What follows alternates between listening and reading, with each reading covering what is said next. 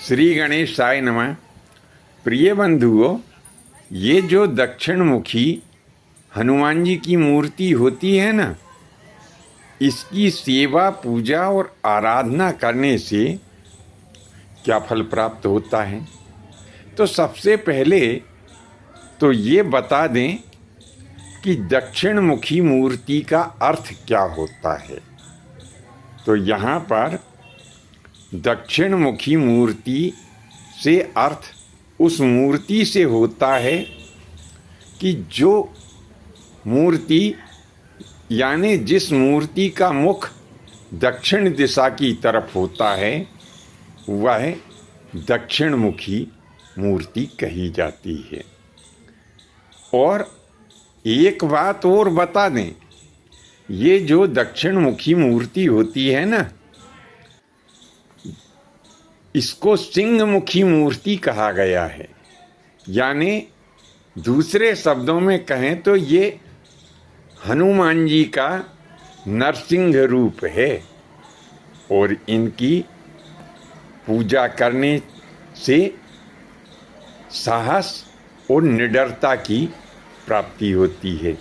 अगर मान लो कोई ऐसा समय हो जहाँ की भय उत्पन्न हो रहा हो, तो इस भय के नाश के लिए हमें दक्षिण मुखी जो हनुमान जी दादाजी महाराज की मूर्ति है उसकी सेवा पूजा और आराधना करना चाहिए। और एक और विशेष बात है कि जब हम दक्षिण मुखी जो दादाजी महाराज की मूर्ति होती है इनकी सेवा पूजा आराधना करते हैं तो ग्रह दोष शांत होते हैं। दक्षिण मुखी हनुमान जी महाराज की मूर्ति की पूजन करने वाले के ऊपर शनि का प्रकोप नहीं होता है, दुष्ट शक्तियाँ नाश को प्राप्त होती हैं और अकाल मृत्यु का जो भय होता है यह अकाल मृत्यु का भय भी नाश को प्राप्त हो जाता है।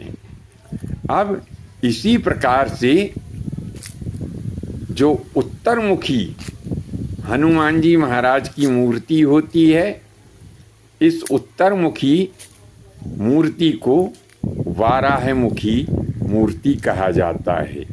और बारहमुखी हनुमान जी महाराज की सेवा पूजा अर्चना वंदना करने से यानी उत्तरमुखी हनुमान जी की जो मूर्ति है उसकी सेवा पूजा और वंदना करने से देवी देवताओं की कृपा प्राप्त होती है।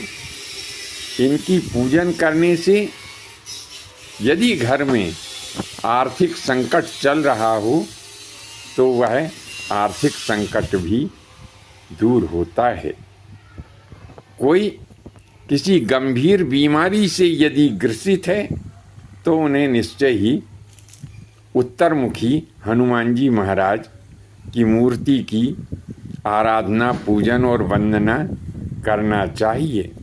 इनकी पूजा करने से सभी देवी और देवताओं की पूजा संपन्न हो जाती है। उत्तरमुखी हनुमान जी महाराज की जो प्रतिमा है, ऐसा हमने सुना है कि विदिशा जिले में एक गांव है जिसे देव खजूरी कहा जाता है। देव खजूरी नाम के ग्राम में उत्तरमुखी हनुमान जी महाराज की मूर्ति स्थापित है। बंधुओं, प्रस्तुत विषय वस्तु यदि आपको अच्छी लगी हो तो अपने इष्ट मित्रों में प्रेषित करें। आज के लिए बस इतना ही।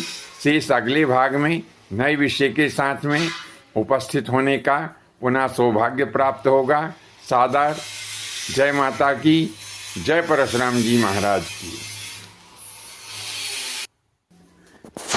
अब हम आपको पूर्वमुखी प्रतिमा के बारे में बता रहे हैं। वह प्रतिमा जिसका मुख पूरब की तरफ हो वह पूर्वमुखी या सूर्यमुखी हनुमान जी महाराज कहलाते हैं। अब जो लोग विद्या प्राप्त करना चाहते हैं या राजनीतिक जीवन को सफल करना चाहते हैं या किसी और दूसरी प्रतियोगी परीक्षा में सफलता प्राप्त करना चाहते हैं या किसी विभाग या उद्योग को सफलतापूर्वक चलाना चाहते हैं, घर या कार्य क्षेत्र में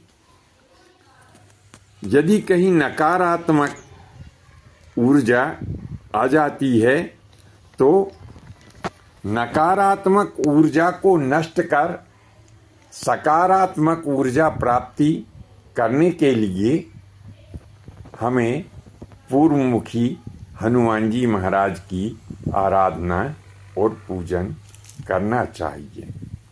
अब आप विचार कर रहे होंगे कि आखिर पूर्वमुखी हनुमान जी महाराज की प्रतिमा हमें कहाँ प्राप्त होगी?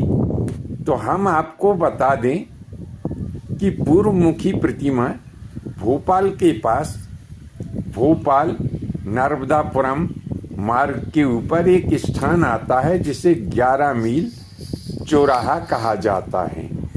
तो इस 11 मील चौराहे पर एक दिव्य मंदिर बना हुआ है जहाँ पर हनुमान जी दादाजी महाराज की प्रतिमा स्थापित है और यह प्रतिमा पूर्वमुखी है।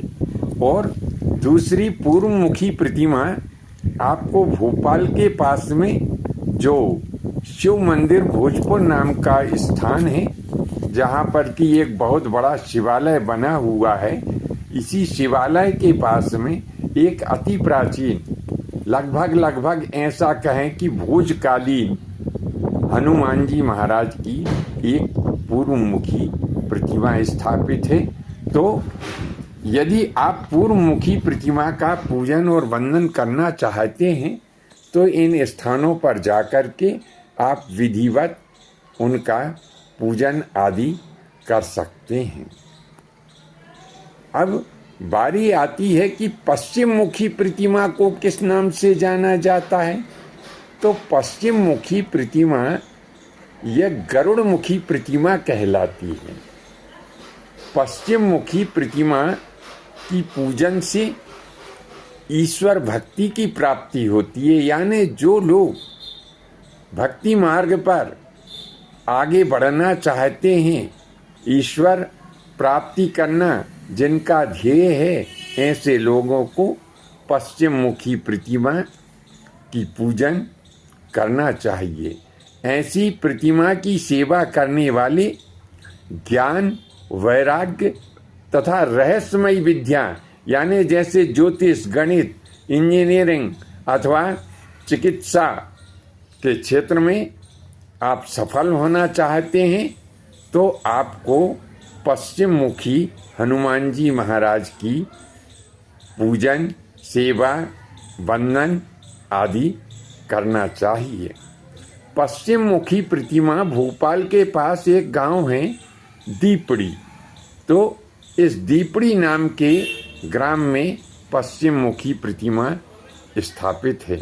बंधुओं, प्रस्तुत विषय वस्तु यदि आपको अच्छी लगी हो तो अपने इष्ट मित्रों में प्रेषित करें। और आज के लिए बस इतना ही। शेष अगले भाग में नए विषय के साथ में आपकी सेवा में उपस्थित होने का सौभाग्य हमें प्राप्त होगा। जय माता की, जय परशुराम जी की।